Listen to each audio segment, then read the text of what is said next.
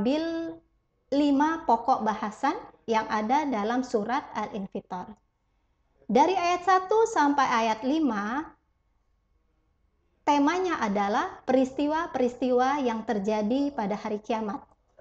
Ayat 6 sampai 8, temanya adalah peringatan kepada manusia agar tidak terpedaya sehingga durhaka kepada Allah Subhanahu wa Ta'ala. Kemudian ayat 9 sampai 12 temanya adalah penyebab kemaksiatan. Ayat 13 sampai 16 temanya adalah 2 golongan manusia di hari kiamat dan balasan masing-masing golongan. Kemudian ayat 17 sampai ayat ke-19 temanya adalah manusia tidak berdaya, kuasa Allah. Allah lah yang berlaku di hari kiamat. Inilah 5 pokok bahasan yang ada dalam surat Al-Infitor. Baik, ibu-ibu dan bapak-bapak sekalian, kita akan masuk ke pembahasan yang pertama, ayat 1 sampai 5, yaitu peristiwa-peristiwa yang terjadi pada hari kiamat. Ayat pertama berbunyi, Idzas sama'u faqarat. Artinya, apabila langit terbelah. Memang di awal surat Al-Infitor ini, Allah Subhanahu wa Ta'ala menceritakan kepada kita tentang kejadian-kejadian alam yang terlihat di hari kiamat. Ini tentunya adalah pemberitahuan tentang masa depan yang kita tidak mengetahuinya kecuali melalui ayat Al-Quran dan hadis Rasulullah Shallallahu Alaihi Wasallam. Walaupun ayat ini menceritakan tentang kehancuran alam, tetapi Allah Subhanahu wa Ta'ala dengan hikmahnya menyebutkan kejadian dalam surat Al-Infitor ini secara berurutan. Apa yang terjadi pertama kali?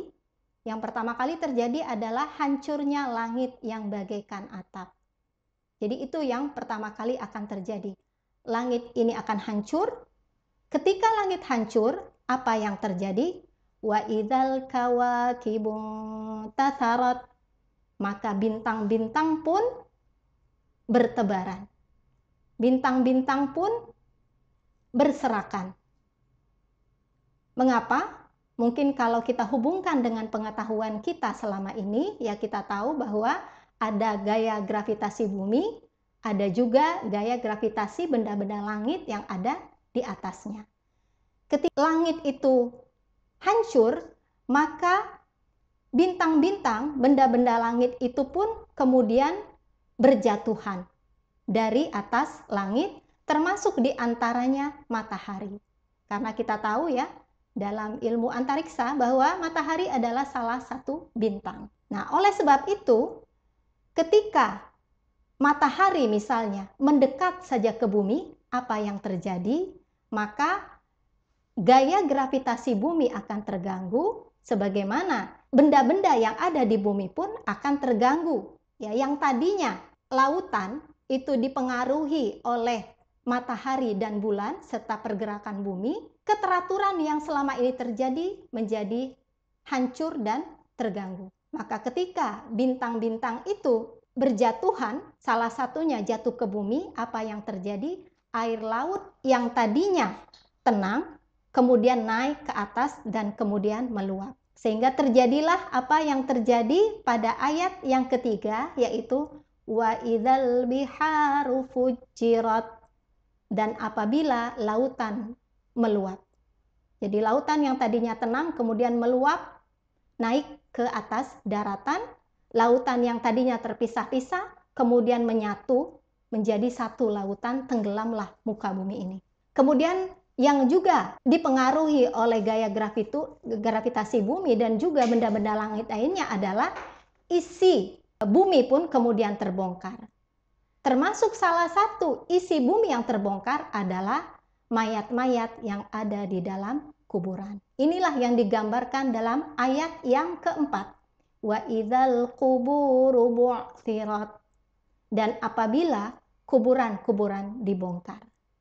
Inilah urutan kejadian di hari kiamat yang digambarkan dalam surat Al-Infitar. Na'udzubillah, tsumma na'udzubillah. Semoga kita tidak termasuk manusia yang menyaksikan dahsyatnya hari kiamat ini. Nah, saat inilah, saat terjadi kiamat, manusia yang selama ini lalai, kemudian menyadari dan teringat akan semua amal kebaikan yang pernah dia lakukan, ia juga teringat akan amal kebaikan yang ia malas melakukannya atau ia tinggalkan. Dalam ayat yang kelima, Allah Subhanahu wa Ta'ala berfirman, alimat nafsum ma qaddamat wa akharat. Pada hari itu apa yang terjadi? Di hari saat alam semesta ini hancur, yang terjadi adalah tiap-tiap jiwa mengetahui, alimat nafsun, apa yang mereka ketahui, maqaddamat, apa yang telah mereka kerjakan dari amal-amal soleh, wa akharat, dan amal-amal soleh apa saja yang mereka tinggalkan atau mereka lalaikan. Bapak-bapak dan ibu-ibu sekalian, di saat itulah maka manusia itu akan menyesal. Tentu saja penyesalan yang ada di hari kiamat tidak akan ada gunanya. Mengapa tidak ada gunanya? Karena tidak akan mempengaruhi masa depan kita. Pada saat itu manusia akan menyesal karena tidak memanfaatkan detik-detik, menit-menit berharga dalam hidupnya. Menit melaksanakan sholat. Tentu kita sholat, apalagi sholat 5 waktu, tidak sampai 1 jam. Hanya berapa menit saja. Tidak membutuhkan waktu yang banyak. Kemudian menit menjawab azan. Kita tahu bahwa doa saat kita menjawab azan, kemudian berdoa setelah azan, maka doa-doa kita akan dikabulkan oleh Allah Subhanahu wa Ta'ala. Saat terjadi hari kiamat, manusia akan menyesal mengapa dulu tidak berdoa kepada Allah untuk dimasukkan ke dalam surga. Mengapa dulu tidak berdoa kepada Allah agar di hari kiamat ini Allah Subhanahu wa Ta'ala berkenan menjadikan ia termasuk golongan umat Rasulullah Shallallahu Alaihi Wasallam yang mendapatkan pertolongan di hari kiamat nanti. Pada saat seperti itu, dia mungkin akan menyesali berapa menit waktu yang ia butuhkan untuk mentransfer atau memberi infak dan sedekah. Saat-saat seperti itulah mungkin kita sebagai manusia akan menyesali menit Lailatul Qadar yang sudah kita abaikan. Pada saat seperti itulah mungkin kita akan menyesali menit-menit sholat tahajud yang tidak kita laksanakan. Waktu-waktu untuk melakukan amal-amal soleh seperti ini tidaklah banyak. Tetapi waktu-waktu ini sangat menentukan posisi kita. Apakah di neraka ataukah surga? Di surga terbawakah ataukah bersama Rasulullah Shallallahu Alaihi Wasallam di surga Firdaus? Memang penyesalan itu ada gunanya kalau dilakukan saat masih di dunia. Saat dunia ini masih utuh. Bukan saat dunia ini sudah hancur di hari kiamat nanti. Mengapa penyesalan di dunia itu masih ada gunanya? Karena berarti kita masih punya waktu untuk memperbaikinya. Penyesalan di dunia adalah bagian dari tanda-tanda taubat. Dan kita semua meyakini, menyadari bahwa Allah Subhanahu wa Ta'ala adalah Maha Pemberi taubat. Allah pasti akan menerima taubat kita di dunia. Banyak sekali ayat-ayat yang menyatakan innallaha huwat tawwabur rahim. Yang menyatakan bahwa Allah Maha Pemberi taubat. Oleh sebab itu, apapun yang sudah kita lakukan di masa lalu, kapankah saat yang terbaik bagi kita untuk bertaubat? Tidak ada waktu yang terbaik selain saat ini. Saat di mana rahmat Allah Subhanahu wa Ta'ala ampunan Allah turunkan di atas muka bumi ini, yaitu di bulan suci Ramadan. Bapak-bapak dan ibu-ibu sekalian, meskipun ayat 1 dan ayat 5 ini menceritakan tentang kejadian di hari kiamat, tapi sesungguhnya ayat ini tidak hanya sekedar memberikan info kepada kita tentang kondisi saat itu, tetapi ayat ini sebetulnya adalah peringatan untuk kita. Untuk apa?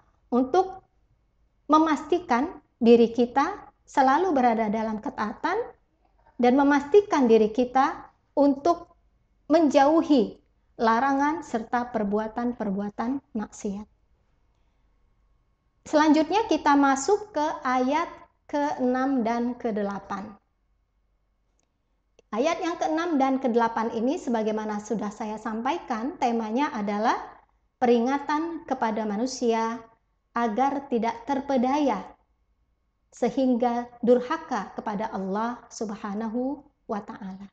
Ayat yang pertama, ayat yang ke-6, bunyinya adalah Ya ayyuhal insanu ma gharraka bi rabbikal karim. Jadi mulai dengan seruan kepada manusia, kepada kita semua. Ya ayyuhal insan, wahai manusia. Ma gharraka, apakah yang memperdayamu? Apakah yang menipumu? Bi rabbikal karim, sehingga engkau berbuat durhaka kepada Tuhanmu yang Maha Pemurah. Sebelumnya Allah Subhanahu wa ta'ala menjelaskan kepada kita tentang betapa menyeramkannya hari kiamat nanti. Dan betapa manusia saat itu baru sadar dan menyesali segala kelalaian yang selama ini ia lakukan. Selanjutnya Allah Subhanahu wa ta'ala mengingatkan dan mencela manusia yang kurang beramal soleh, yang tidak memanfaatkan kesempatan yang Allah berikan untuk kebaikan dirinya di dunia dan di akhirat. Manusia lebih memfokuskan hidupnya di dunia untuk mendapatkan kebaikan bagi dirinya di dunia, untuk mendapatkan kenikmatan dunia, tapi ia kurang memperhatikan atau menggunakan kesempatan yang ada untuk kebaikan dirinya di akhirat.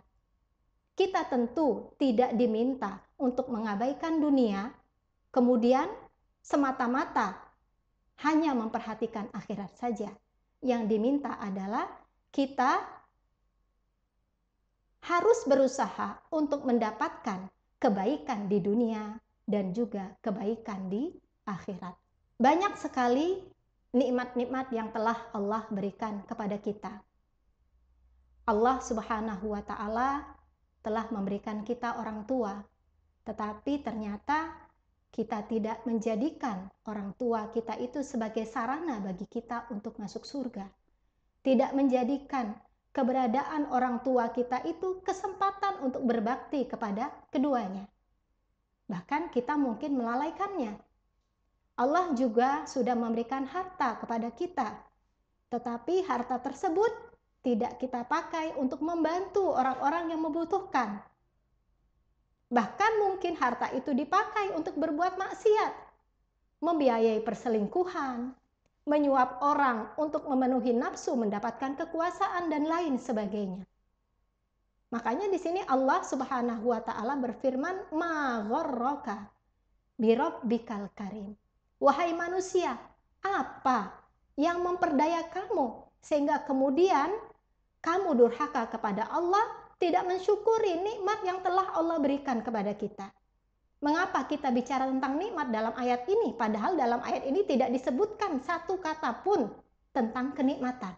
Tidak ada. Dari mana kita mengambil kesimpulan bahwa manusia itu banyak durhaka karena tidak mensyukuri nikmat yang telah Allah berikan kepada kita? Yaitu akan kita bahas nanti. Ya, ini berkenaan dengan akhir kata dari ayat ke-6 ini. Contoh yang lainnya dari perbuatan maksiat kepada Allah, saya merasa perlu untuk menekankan karena ini adalah ujian kita semua di zaman ini. Kita diberi HP, tetapi HP itu kita pakai untuk menonton kemaksiatan. Atau HP itu kita pakai untuk mengumbar aurat kita. Atau HP itu kita pakai untuk membuka aib sesama muslim. Makanya Allah Subhanahu wa Ta'ala kemudian menyebutkan dalam bagian terakhir ayat yang ke-6 dengan kata-kata birabbikal karim. Ya ayyuhal insanu ma gharraka birabbikal karim. Al-Imam Al-Qurtubi menyatakan bahwa Allah Subhanahu wa Ta'ala mengingatkan agar manusia tidak terpedaya dengan apa? Dengan kemurahan Allah Subhanahu wa Ta'ala kepada manusia. Birabbikal karim artinya Tuhanmu yang pemurah. Jadi karena Allah itu pemurahlah, kemudian ternyata banyak di antara manusia itu yang terlena.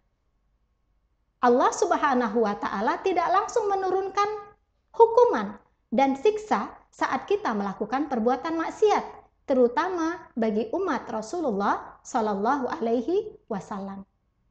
Karena itulah, karena berbuat maksiat itu tidak langsung turun hukuman dan siksanya, kemudian akhirnya manusia menunda-nunda taubat, menunda-nunda untuk memberhentikan kejahatannya, terus tenggelam dalam kemaksiatan. Padahal sesungguhnya pengunduran siksaan atas kemaksiatan yang dilakukan oleh manusia itu punya banyak tujuan. Yang pertama, tujuan ditundanya hukuman bagi orang yang berbuat maksiat adalah untuk memberikan kesempatan kepada manusia agar manusia mau introspeksi diri dan mau meninggalkan kejahatannya, kemudian dia bertaubat dan kembali kepada Allah Subhanahu wa Ta'ala. Itu tujuan yang pertama. Dan seharusnya kita harus mengartikan kemaksiatan yang kita lakukan kemudian tidak langsung dihukum oleh Allah itu adalah yang pertama ini. Artinya kita itu diberi kesempatan untuk bertaubat dan kembali kepada Allah Subhanahu wa Ta'ala. Kemudian pengunduran siksaan atau hukuman itu bisa jadi tujuannya adalah tujuan yang kedua. Na'udzubillah, yaitu untuk memberi kesempatan agar manusia itu berbuat maksiat sebanyak-banyaknya agar nanti ia mati dalam kondisi su'ul khotimah, dalam kondisi membawa dosa yang sangat besar dan akhirnya dia layak mendapatkan azab yang besar di akhirat nanti. Na'udzubillah. Jadi jangan sampai kita termasuk golongan manusia yang terbuai dan menganggap bahwa perbuatan-perbuatan jahat itu tidak akan kita pertanggungjawabkan di hadapan Allah Subhanahu wa Ta'ala dan bahwa Allah tidak melihat apa yang kita lakukan. Jadi saat kemaksiatan kita tertutupi, saat kejahatan itu tidak terdeteksi, jangan menganggap bahwa diri kita itu pintar dan lihai, karena bisa menipu banyak orang. Tetapi justru kita harus banyak beristighfar kepada Allah Subhanahu wa Ta'ala. Jangan-jangan kemaksiatan dan dosa kita tersebut tertutupi karena tujuan yang kedua, yaitu karena Allah berkehendak kita berbuat maksiat lebih banyak lagi dengan sisa-sisa umur yang Allah berikan kepada kita. Karena kita semua sudah mengetahui dan meyakini bahwa tidak ada amal sekecil biji sawi pun yang luput dari pembalasan Allah Subhanahu wa Ta'ala. Kemudian selanjutnya Al-Imam Ibnu Katsir itu menyatakan bahwa ya ayyuhal insanu ma gharraka birabbikal karim, maksudnya adalah bahwa Allah itu sangat baik kepada makhluknya. Jangan sampai kemurahan dan kebaikannya ini dibalas dengan perbuatan maksiat. Bapak-bapak dan ibu-ibu yang dirahmati Allah, Al-Karim adalah sifat Allah Subhanahu wa Ta'ala, yang artinya Maha Pemurah. Kemurahan Allah di dalam ayat ini digandengkan dengan kata Rabb. Rabbikal Karim, ma gharraka bi Rabbikal Karim. Rabb sendiri artinya adalah pemelihara. Dia juga berarti pengatur dan juga berarti pemilik. Rabbul Bait artinya pemilik rumah. Kemudian Rabbul Ka'bah artinya pemilik Ka'bah, yaitu Allah Subhanahu wa Ta'ala. Jadi kita lihat di sini, Allah itu adalah pemilik dari alam semesta. Allah adalah pemilik diri kita, pemilik manusia. Allah yang mengatur manusia dan Allah jugalah yang memelihara manusia. Dan salah satu dari rububiyatullah dan juga sifat Allah yang Maha Pemurah ini terwujud dalam penciptaan alam semesta dan penciptaan manusia. Jadi Allah Subhanahu wa Ta'ala menciptakan manusia, Allah juga yang memelihara manusia. Dialah yang menciptakan manusia dalam kondisi yang paling sempurna. Saat kita merasa bahwa diri kita cantik, diri kita tampan, kita normal, tidak cacat, maka ketahuilah bahwa itu adalah salah satu bentuk dari kemurahan Allah Subhanahu wa Ta'ala. Bapak-bapak dan ibu-ibu sekalian, dalam ayat yang ke-6, Allah Subhanahu wa Ta'ala tadi berfirman, ya ayyuhal insanu ma gharraka bi rabbikal karim alladzi khalaqaka fasawwaka fa'adalak. Allah lah yang telah menciptakan engkau. Kemudian Allah juga yang fasawwaka, menyempurnakan penciptaanmu, menyempurnakan kejadianmu, menyempurnakan bentuk tubuhmu. Kemudian selanjutnya adalah Allah juga yang menjadikan susunan tubuhmu itu seimbang. Nah, inilah salah satu tanda dari kemurahan Allah Subhanahu wa Ta'ala. Kemudian dalam kemurahan yang lain, selain ayat 7 tadi, ya, dalam ayat ke-8 Allah Subhanahu wa Ta'ala memberikan kemurahannya kepada kita dengan cara apa? Dengan cara Allah membentuk rupa kita dengan bentuk yang Allah kehendaki. Bapak-bapak dan ibu-ibu sekalian, saya ingin mengajak kita semua untuk kembali memfokuskan pada ayat yang ke-6, yaitu tentang kemurahan Allah Subhanahu wa Ta'ala. Kemurahan dan kebaikan ini memang sering melenakan dan membuat kita terpedaya sebagai manusia. Ada pepatah yang mengatakan, di antara tanda kemuliaan seseorang adalah keburukan adab pembantunya. Aneh ya. Ya, jadi pepatah ini adalah pepatah Arab. Isinya, di antara tanda kemuliaan seseorang, artinya seorang majikan, adalah keburukan adab pembantunya. Kenapa seorang pembantu bisa memiliki adab yang buruk, tidak punya sopan santun kepada majikannya? Karena dia tahu bahwa majikannya tidak akan marah. Jadi ini menunjukkan betapa santunnya, betapa lembutnya majikannya, sehingga pembantunya ini ya berani berbuat perkara-perkara yang kurang sopan seperti itu. Ya, nah kita bisa lihat juga dalam kehidupan kita sehari-hari betapa banyak istri yang berani membantah suami. Kenapa? Karena suaminya lembut. Ya. Kemudian betapa banyak juga suami yang sering menganiaya dan menzalimi istri, tidak memenuhi hak istri. Mengapa? Karena istrinya selalu mengalah. Artinya memang kedermawanan dan kebaikan itu memang sering memperdaya dan sering menipu, membuat orang itu terlena dan terjerumus ke dalam kemaksiatan. Ya. Suami mungkin merasa bahwa rumah tangga mereka baik-baik saja.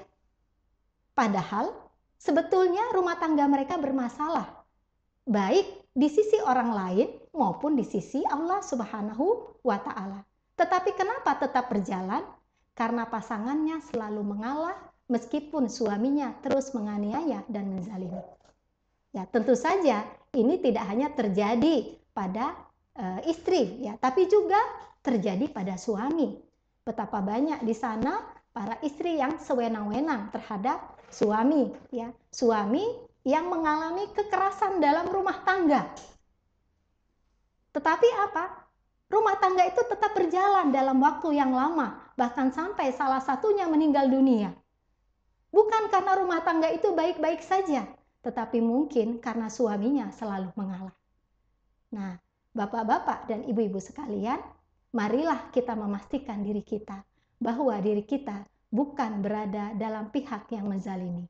Marilah kita memastikan diri kita bahwa diri kita adalah merupakan pihak yang pemurah, pihak yang dermawan.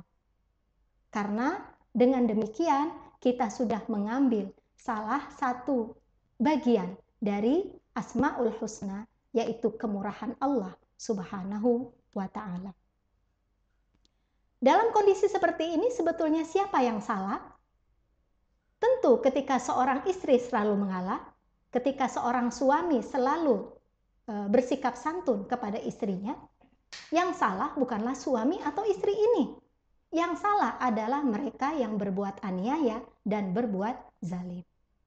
Tetapi tentunya ketika seorang suami atau istri berbuat kebaikan untuk pasangannya, tidak seharusnya dia menuntut balasan dari pasangannya. Mengapa? Karena dia pasti akan kecewa. Ketika kita berbuat baik, maka mintalah balasannya dari Allah Subhanahu wa Ta'ala, karena Allah tidak akan pernah mengecewakan hamba-hambanya. Selanjutnya kita masuk ke pembahasan berikutnya, yaitu pembahasan ayat yang ke-9 sampai 12. Ayat yang ke-9 sampai 12 sebagaimana kita ketahui temanya adalah penyebab kemaksiatan. Bapak-bapak dan ibu-ibu sekalian, dalam ayat sebelumnya kita telah mengetahui bahwa dengan banyaknya nikmat yang telah Allah berikan kepada kita, ternyata manusia itu banyak yang durhaka kepada Allah Subhanahu wa Ta'ala. Dalam ayat ke-9 sampai ayat yang ke-12 ini, Allah Subhanahu wa Ta'ala menyampaikan kepada kita apa penyebab dari kemaksiatan yang dilakukan oleh manusia. Jadi penyebabnya adalah kalla bal tukadzibuna biddin. Ya. Penyebabnya adalah kamu mendustakan hari pembalasan atau hari perhitungan. Mengapa manusia itu durhaka kepada Allah Subhanahu wa Ta'ala? Menzalimi sesamanya, menzalimi istrinya, menzalimi suaminya, menzalimi iparnya, menzalimi menantunya. Mengapa? Karena ia mendustakan hari pembalasan atau hari perhitungan. Kemudian penyebab yang lain selain kalla bal tukadzibuna biddin, ayat yang ke-10, wa inna alaikum lahafizin. Padahal sesungguhnya bagi kamu ada malaikat-malaikat yang mengawasi pekerjaanmu. Yakinlah ketika kita meyakini bahwa di sebelah kita ada malaikat yang mencatat amal perbuatan kita, saat keimanan itu menghujam dalam diri kita, tentulah kita tidak sanggup untuk melakukan kemaksiatan dan durhaka kepada Allah Subhanahu wa Ta'ala. Sebagaimana kita ketahui bahwa al-imanu yazidu wa yanqus. Keimanan itu bertambah dan berkurang. Saat kita melakukan perbuatan maksiat, meskipun kita menyatakan diri kita beriman, sesungguhnya saat itu keimanan kita sedang turun atau bahkan tidak ada sama sekali, makanya kita sanggup melakukan perbuatan maksiat. Kemudian selanjutnya yang ketiga, wa inna alaikum lahafizin kiraman katibin ya'lamuna ma taf'alun. Jadi malaikat-malaikat yang mengawasi kita ini memiliki beberapa sifat. Sifat yang pertama adalah bahwa ia mengawasi, hafizin. Sifat yang selanjutnya adalah kiraman, yaitu mulia. Sifat yang ketiga, katibin, ia mencatat semua amal perbuatan. Kemudian yang keempat, ya'lamuna ma taf'alun, bahwa malaikat-malaikat ini mengetahui apa yang kita lakukan. Manusia itu keimanannya bertambah dan berkurang, itulah sebabnya manusia itu bermaksiat kepada Allah Subhanahu wa ta'ala. Sedari kecil sebagai seorang muslim tentunya kita tahu bahwa akan datang hari kiamat, akan ada hari perhitungan. Kita tahu bahwa Allah selalu mengawasi kita. Kita tahu bahwa malaikat mencatat segala amal perbuatan kita. Hanya saja ternyata pengetahuan kita itu, ilmu kita itu tidak cukup membuat kita menjauhi kemaksiatan dan mentaati perintah Allah Subhanahu wa ta'ala. Meskipun tahap awal kita bisa taat kepada Allah adalah kita memiliki pengetahuan, kita memiliki ilmu atas perkara-perkara yang menjadi rukun iman dalam agama kita. Hanya saja tadi seperti saya katakan bahwa ternyata ilmu kita itu tidak membuat kita mengetahui, membuat kita menyadari akan adanya malaikat dan pengawasan Allah Subhanahu wa ta'ala. Seharusnya keimanan kita adalah bagaikan keimanan kita bahwa api itu bisa membakar dan bahwa api itu adalah panas. Kita semua tahu, anak kecil juga tahu yang sudah berakal bahwa api itu panas dan bisa membakar. Itulah sebabnya hanya orang-orang yang bodoh saja, hanya anak kecil yang belum paham saja yang mau memegang api. Mengapa kita tidak mau memegang api? Karena kita yakin betul bahwa api itu pasti akan membakar kita.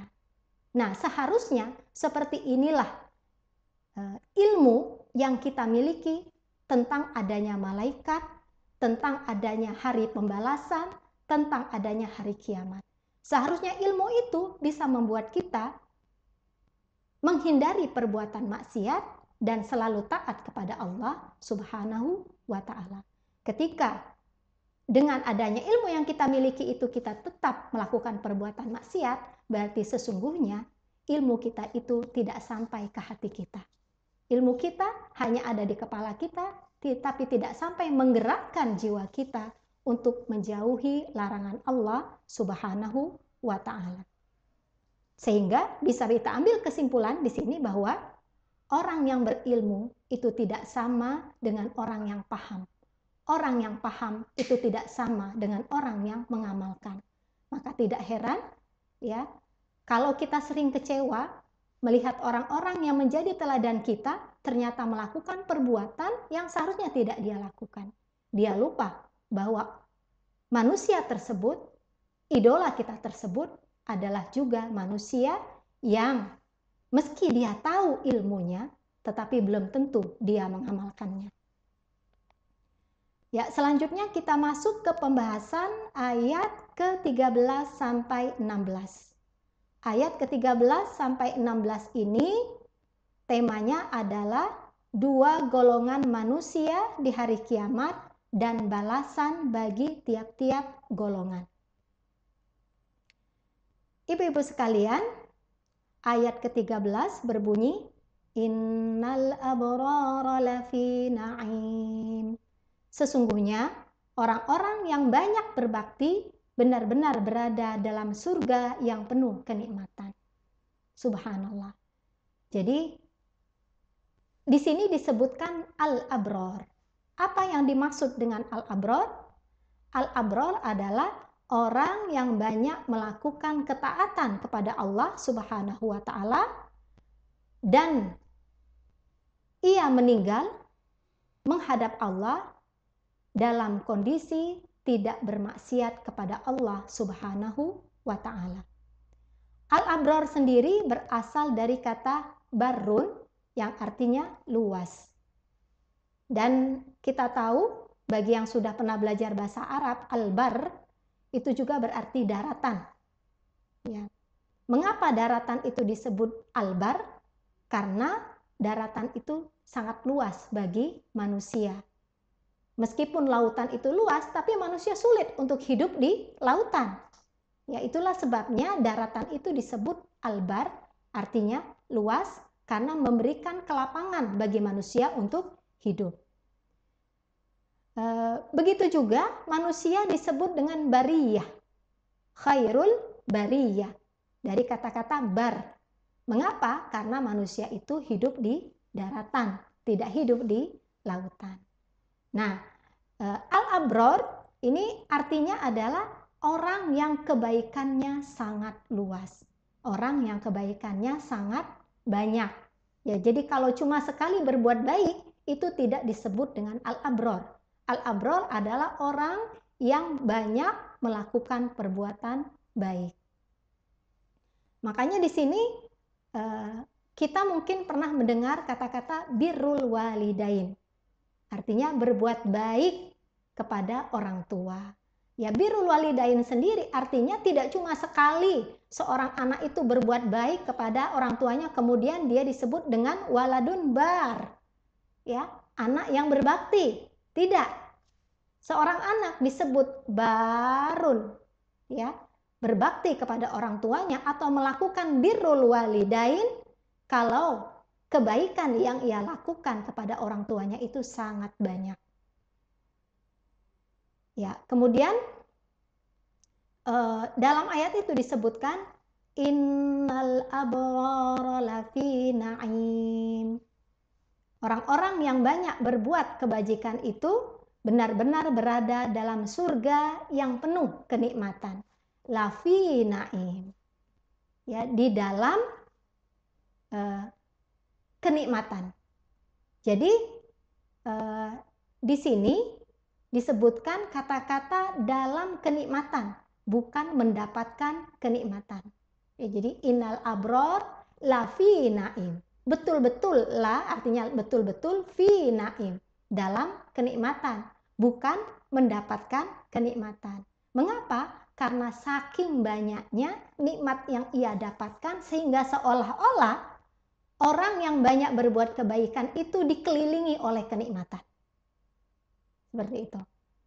Dan juga yang menjadi keistimewaan, ya, keutamaan pahala yang didapatkan oleh orang yang banyak berbuat baik adalah bahwa ia tidak akan keluar dari kenikmatan tersebut. Makanya disebut lafi, di dalam.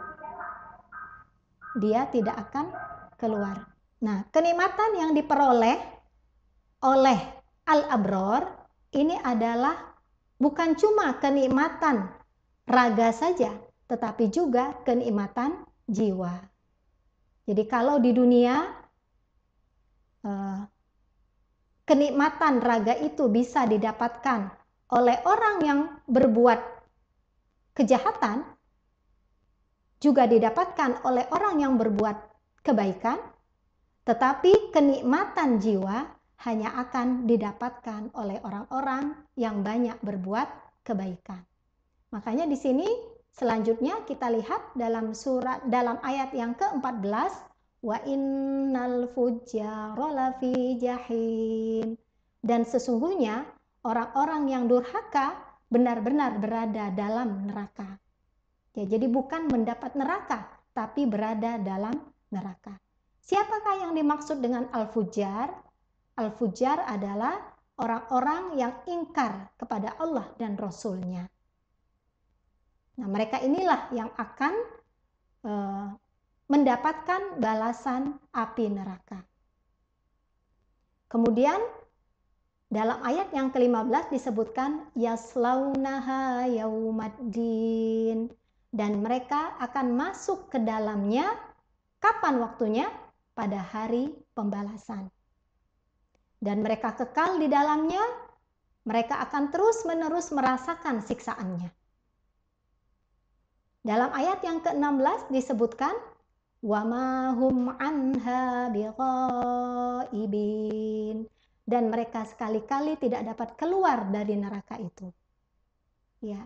Jadi kita lihat di sini dalam ayat sebelumnya tentang al-abror itu tidak disebutkan tentang bahwa orang-orang al-abror itu akan selamanya berada di surga.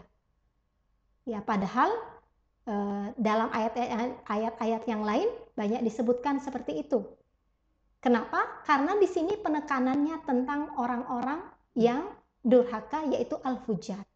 Jadi khusus untuk al-fujar itu disebutkan, diterangkan secara detail bahwa apa? Bahwa mereka sekali-kali tidak dapat keluar dari neraka. Wa ma hum anha bighaibin. Kemudian selanjutnya, setelah tadi kita membahas tentang dua golongan manusia, yaitu al-abror dan al-fujar, serta balasan yang menunggu mereka di akhirat nanti. Selanjutnya, dalam ayat 17 sampai 19, ya, ini bagian terakhir dalam surat Al-Infitor, Allah Subhanahu wa taala mengingatkan kepada kita semua tentang sebuah fakta, ya, hakikat bahwa manusia tidak berdaya, dan bahwa di akhirat nanti kuasa Allah lah yang berlaku. Allah lah yang membuat keputusan di hari kiamat nanti. Jadi dalam ayat yang ke-17 Allah Subhanahu wa taala berfirman, "Wa ma adraka ma yaumuddin." Tahukah kamu apakah hari pembalasan itu?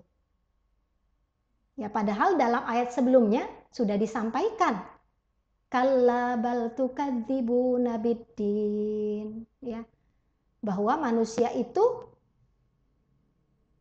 mengingkari Allah Subhanahu wa taala karena ia mendustakan hari pembalasan, hari perhitungan. Tetapi di ayat yang ke-17 ini kembali lagi diingatkan tentang hari perhitungan.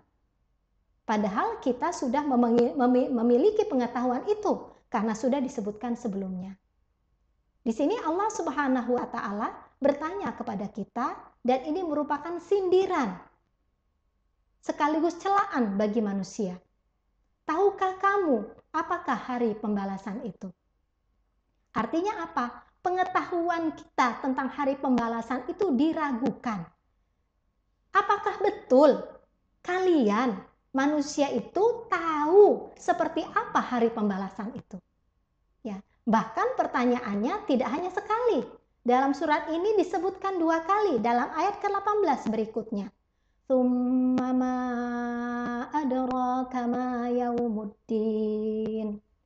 Sekali lagi, ya. Kemudian, tahukah kamu hari pembalasan itu? Ya. Jadi seolah-olah kita diingatkan bahwa kalian itu meskipun menganggap diri kalian tahu tentang hari kiamat, tentang hari pembalasan, tetapi sesungguhnya kalian tidak betul-betul mengetahui. Kalian tidak betul-betul memahami. Buktinya apa? Buktinya kalian tetap melakukan perbuatan maksiat. Kalau kalian betul-betul paham, betul-betul meyakini, betul-betul mengimani, harusnya kalian tidak berbuat maksiat. Nah, jadi diulangnya pertanyaan ini merupakan bentuk penekanan kepada kita untuk betul-betul mengingat dan memperhatikan bahwa suatu saat nanti kita akan mempertanggungjawabkan perbuatan kita semua, walaupun perbuatan tersebut sebesar biji sawi. Ya, kemudian dalam ayat berikutnya disebutkan di sini, yauma la tamliku nafsul li nafsin syai'a wal amru yauma idzil lillah.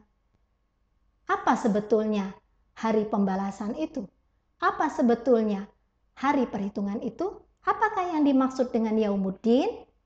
Di sini Allah Subhanahu wa taala menjelaskan kepada kita, hari pembalasan itu adalah yauma la tamliku nafsun li nafsin syai'a, yaitu hari ketika manusia itu tidak berdaya sedikit pun untuk menolong orang lain. Ya, satu-satunya yang bisa menolong kita di hari itu adalah Allah Subhanahu wa Ta'ala, yang dengan kemurahannya, yang dengan kasih sayangnya berkenan menerima amal soleh kita, mengampuni dosa-dosa kita. Allah berkenan mendatangkan untuk kita pemberi syafaat uzma, yaitu Rasulullah Shallallahu Alaihi Wasallam. Allah berkenan memberikan izin kepada Rasulullah Shallallahu Alaihi Wasallam untuk membantu umatnya yang layak untuk mendapatkan syafaat bantuan dari Rasulullah Shallallahu Alaihi Wasallam di hari kiamat nanti. Tidak ada salahnya dalam kesempatan ini saya mengingatkan diri saya sendiri dan juga kepada hadirin sekalian betapa pentingnya kita bersolawat kepada Rasulullah Shallallahu Alaihi Wasallam dan berdoa setelah azan. Karena salah satu fadilah keutamaan doa ini adalah kita akan mendapatkan syafaat dari Rasulullah Shallallahu Alaihi Wasallam. Dalam ayat ini disebutkan bahwa wal amru yauma idzil lillah, bahwa saat itu segala urusan berada dalam kekuasaan Allah Subhanahu wa Ta'ala. Untuk mengingatkan kepada kita, di dunia bisa jadi banyak orang yang memutuskan, banyak manusia yang memutuskan. Allah berikan kesempatan kepada manusia untuk menguasai manusia yang lainnya, untuk memutuskan hidup seorang manusia, memberi kesempatan kepada penguasa untuk mengatur rakyatnya. Tetapi ini adalah kehidupan dunia. Ya, di akhirat nanti tidak ada seorang pun yang bisa mengatur orang lain, tidak ada seorang pun yang bisa menolong orang lain, melainkan dengan izin Allah Subhanahu wa Ta'ala. Di saat-saat seperti itu, orang yang mengaku dirinya raja, orang yang mengaku dirinya berkuasa, orang yang mengaku dirinya seorang pejabat, tidak akan ada gunanya sama sekali. Hanya amal soleh dan ketaatan kepada Allah Subhanahu wa Ta'ala saja yang berguna bagi kita, bukan kekayaan dunia yang dengan susah payah kita mencarinya, bukan anak yang banyak dan pintar yang dengan susah payah kita mengandung dan mendidiknya, bukan jabatan dan kekuasaan yang besar, dan juga bukan kawan dan kerabat yang akan membantu kita. Karena apa? Bisa jadi semua itu justru menyeret kita ke dalam neraka. Itulah sebabnya pada kesempatan ini mari kita sama-sama kembali kepada Allah Subhanahu wa Ta'ala di bulan yang penuh berkah ini, di bulan di mana rahmat Allah Subhanahu wa Ta'ala turun kepada kita semuanya.